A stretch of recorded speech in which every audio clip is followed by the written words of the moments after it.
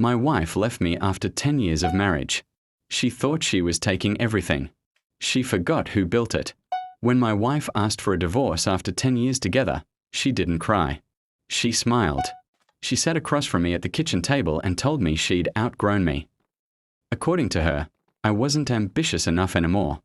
I wasn't exciting. I was too focused on work and living like an old man.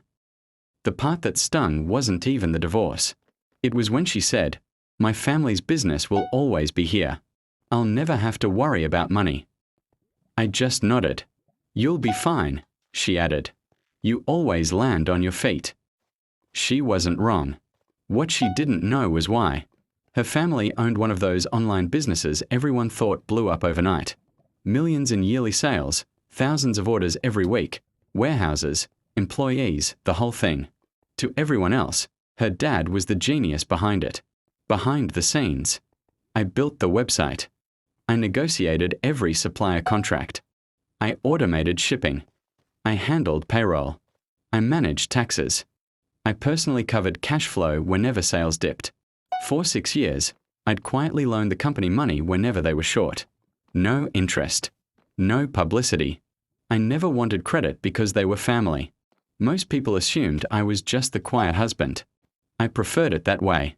So when the divorce was finalized, I didn't argue. I transferred my ownership shares exactly like the lawyers agreed. I resigned from my position, cancelled every personal guarantee attached to the business, stopped funding inventory, and walked away. I never threatened anyone. I never asked for revenge. I simply stopped doing work nobody knew I was doing. The first week, nothing happened. The second week, payroll was delayed. The third week, suppliers refused to ship because invoices hadn't been paid. Then their website crashed. Apparently nobody else knew how to maintain it. Orders piled up. Customers demanded refunds. Negative reviews flooded social media. Advertising campaigns shut off because they were linked to my business accounts. Within 2 months, revenue had dropped by almost 60%. My ex-wife called me for the first time since the divorce. She didn't ask how I was. She asked if I could just help for a little while. I told her I wasn't qualified. There was silence. Then she whispered, "Please." I wished her the best and hung up.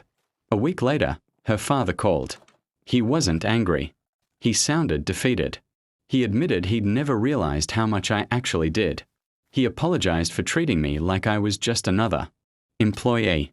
I thanked him. Then I told him I had already accepted another job.